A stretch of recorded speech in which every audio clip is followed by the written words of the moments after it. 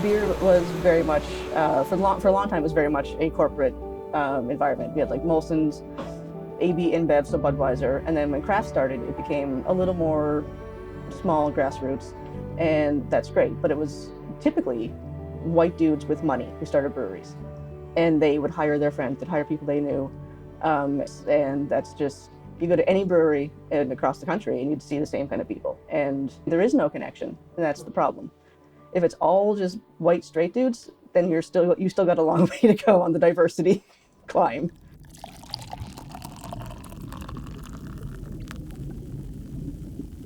People know me as Bruce in the industry.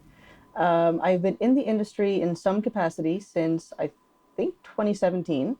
I was full-time with the company for 2.5, 3 years, and now I'm in it as a contract part-time worker for a small importer. And I am a craft beer fan first and foremost, which is, why I kind of got there. The tattoo started as a joke. My favorite movie is Jaws. This is the shark from Jaws. His name is Bruce, and I did not start the account with the intention of it being what it is now. It was just a fun, jokey account to keep track of beer I was drinking and beer I enjoyed. And then it kind of blew up a little bit after I left my full-time job in the industry, because I was then able to post my actual opinions on beer.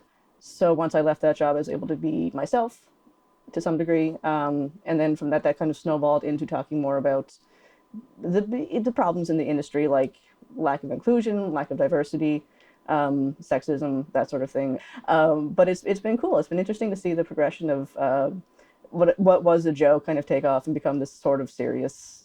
And I'd say probably 10 years ago, maybe, there was a big push to be like, let's get women involved in beer. And so there was this big social media push, Pink Boot Society started up, and people were like, we've achieved diversity. We have women who make beer now. And I was like, that's not how that works, guys. Having women owners, having women brewers is great, but where are our people of color? Where are the queer people? Where are the indigenous people? So it's one thing to say, yeah, we're super open to people being here, which is good, because I want to walk into a tasting room and not to see people who look like straight white people. I want to walk in there and see people who are here because this is a community and this is a place to go regardless of who you are. But that starts with ownership, management, because you can say, we hire diversity. We have a diverse front of house staff. That's fantastic. Who's in the back making the beer?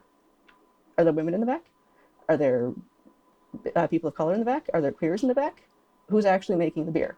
And until we get more diverse people in those positions, we're not going to really see a lot of change. And I think a lot of tasting rooms are doing a lot of good work, and Strange Fellows is cool. I like Strange Fellows a lot. They were one of the first people to kind of get on board with not having gendered bathrooms, for having a code of conduct, for saying, this is a safe space, putting up pride flags outside of Pride. They do a lot of fundraiser beer. They do a lot of charity work.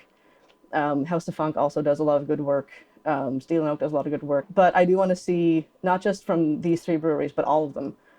So for all the progress we've made, which has been, I'm not going to say it's not been good, because we have made progress. It's been good.